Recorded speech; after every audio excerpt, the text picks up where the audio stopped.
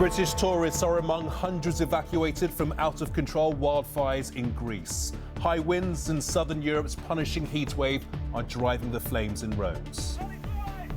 Everybody was a bit scared in some instances. Nobody had a clue what was going on. Also tonight, Labour and the Tories focus on fixing the issues that lost each of them a by-election this week. The RAC says some petrol forecourts have nearly doubled their profit margins in the last 18 months. And it is World Cup liftoff for the Lionesses. Haiti put up a fight, but the Lionesses roar into the World Cup with a win.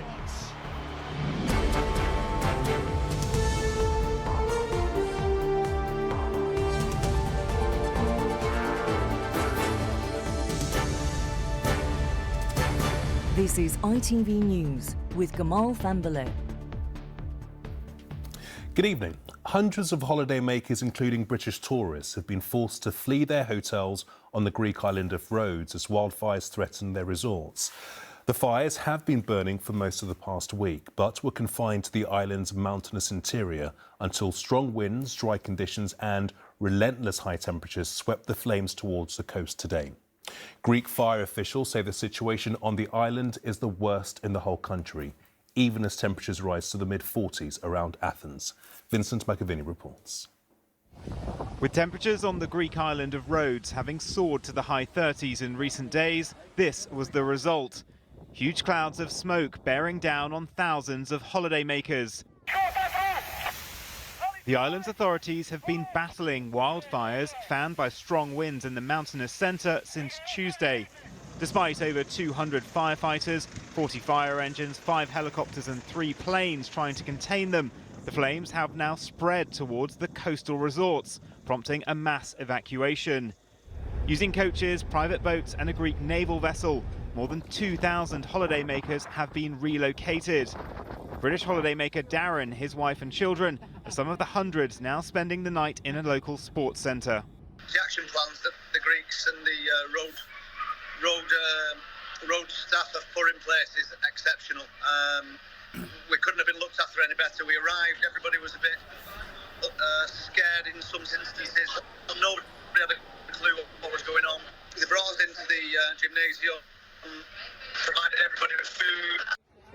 Not everyone has been as fortunate. ITV News has spoken to other British families tonight, having to walk 6 miles down dark roads to safety. So far, no fatalities or injuries have been reported.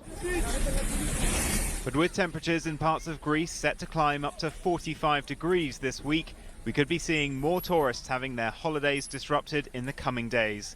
Vincent McAviney, ITV News. Meanwhile, in India, a different disaster is unfolding. Massive floods have hit the western state of Gujarat. Heavy downpours led to the flash flooding. Vehicles and even cattle could be seen being washed away in the city of Junaid. Officials have issued a red alert for the entire state for the next 3 days. At least one person has been reported missing.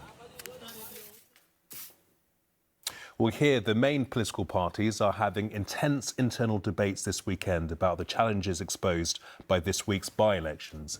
Labour is at odds over a controversial environmental scheme that they believe cost them the Uxbridge seat, whilst the Conservatives are seeking a strategy to stop massive swings to opposition parties as seen in Selby and Somerset. Here's our political correspondent, Shihab Khan. 3 by-elections out the way, the focus for the Labour leader today was being back on the campaign trail. This time in mid-Bedfordshire, where the next by-election is likely to take place. Keir Starmer may be looking forward, but the narrow 500 vote defeat in Uxbridge was still on his mind. And he now has a clear conclusion as to why Labour didn't win. I don't think there's any doubt that ULEZ was the reason that we lost the by-election in Uxbridge. And I have said we should reflect on this, including the Mayor. I've spoken to him, as you would expect, and so there will be that reflection. But we're not sitting back, we're not looking over our shoulder, we're pressing forward. The policy may now change, as ITV News understands that Sadiq Khan, the Mayor of London, is in a constructive listening mode on the issue after his chat with the Labour leader. Some Tory MPs also think the Uxbridge result has given food for thought for the Prime Minister's future strategy. It proves that the public are not willing to pay these massively excessive prices for net zero type policies. So do you think the Prime Minister needs to do anything differently? I think it's total madness that we're going to ban the traditional petrol diesel vans and cars by 2030 when the rest of the world isn't. I would have thought that is very ripe for a rethink. Labour did overturn a huge Tory majority in Selby and Ainslie, and the Liberal Democrats managed to do the same in Somerton and Frome. They say it's proof that voters are uniting to get the government out. We're thinking about the communities that we want to represent, and we're thinking about the communities that are telling us that they don't feel they've had the representation they deserve from the Conservatives. The by-elections offered a wide range of results, 3 MPs from 3 different parties, but it has left everyone with plenty to think about. So, Shihab, could this week's by-election results change either party's direction? It's certainly possible, and the conversations that we're hearing suggest that that's already happening. The Labour leader talking to the Mayor of London about the ultra-low emission zone would suggest there could be a change in policy there. They're clearly thinking about it. For the Conservative Party, who know they're quite far behind in the polls, they've just seen in Uxbridge that a single issue can really help rejuvenate voters, can get people on side. You heard from that Tory backbencher, they were going to try and push really hard on that. Both sides have plenty to think about, but time will tell how much of an impact these by-election results have actually had. Yeah, time will tell. Shihab, thank you. The RAC says more than 12 million leisure car journeys are taking place this weekend with the start of the school holidays. But the motoring organisation also revealed today that many of those drivers may unknowingly be boosting the profits of supermarkets' petrol retailers. They say supermarket forecourts' profit margins have nearly doubled in the last 18 months. Martha Fairley has this report.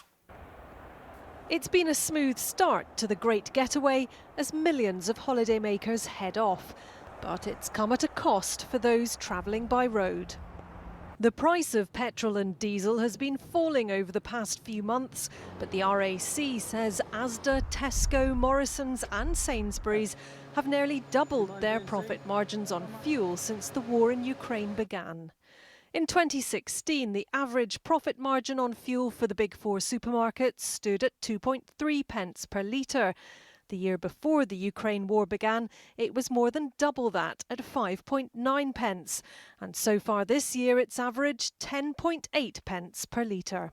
At the moment, as people may well know, the government are giving a 5p a litre fuel duty discount. And that means that drivers at the pumps aren't seeing the full benefit of this, which is wrong in a cost of living crisis, which is why we've highlighted it. It's also really important because we know that fuel prices have a big bearing on inflation. And motorists filling up today believe prices are still too high. The price of a barrel of oil is a lot less now anyway, so I don't see why petrol pumps are still charging the same prices. It's much lower. About 1 year ago it was 190, one now. Is it now? 138, it's alright, not too bad. It's too expensive, but what can we do? We just have to go with it. But it's too much. Earlier this month, the Energy Secretary Grant Shapps accused fuel companies of using motorists as cash cows. And at a meeting with supermarket bosses this week, he told them to end overpricing at the pumps. They've been asked to join a voluntary price comparison scheme.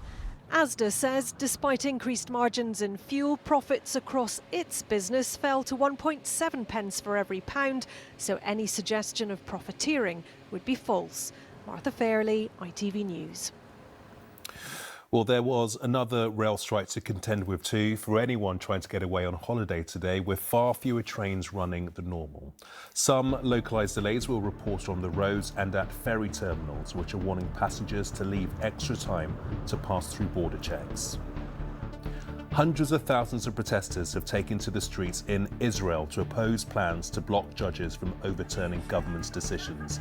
It's the largest demonstration yet against the controversial bill.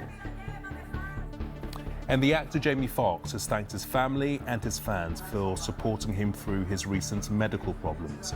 The star was admitted suddenly to hospital in April with a condition he still won't reveal.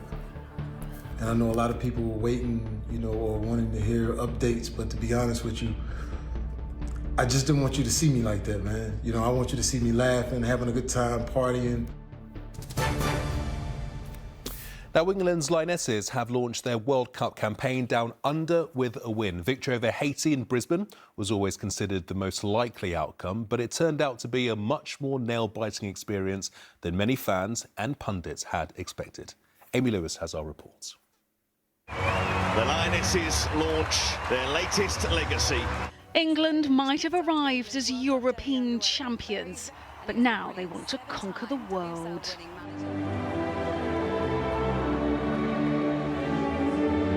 The contrast in these teams could hardly be greater.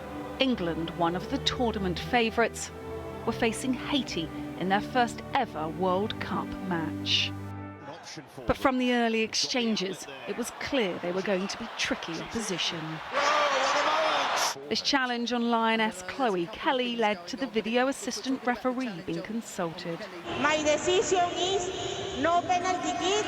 But then VAR was consulted again and played a hand in England being awarded a penalty. But we're at a World Cup now. Georgia Stanway had scored all 7 of her previous spot kicks. No, it's a brilliant save. But the goalkeeper was off her line. Take 2. And Stanway had a second chance. It is World Cup liftoff. Back home, the fans were on their feet and the Lionesses were in the lead. After the break, Haiti carried on causing problems, Save from Ops. but couldn't make it count. There is the full-time whistle. So England had clung on to their 1-0 lead. The first game is just to settle the nerves, you can kind of build momentum, and yeah, it's just kind of nice to get that World Cup feel after watching 2 days. The Lionesses were expected to win more convincingly. It might not have been the slickest of performances, but the Lionesses hope this is the start of something very special. Amy Lewis, ITV News. Well done to England. Now, England's men's cricketers are battling Australia and the Manchester weather to stay in the Ashes. Joe Root took the only wicket between the rain showers on day 4 of the 4th Test at Old Trafford. England need 5 more on tomorrow's final day, or Australia keep the Ashes, but more rain is forecast. And Lewis Hamilton will start tomorrow's Hungarian Grand Prix from pole position. Hamilton edged out world champion Max Verstappen by just 3 thousandths of a second on his very final lap. It's his first pole since 2021. And that's it. The weather forecast is next. But from all of us here on the Weekend News Team, many thanks indeed for watching. Bye.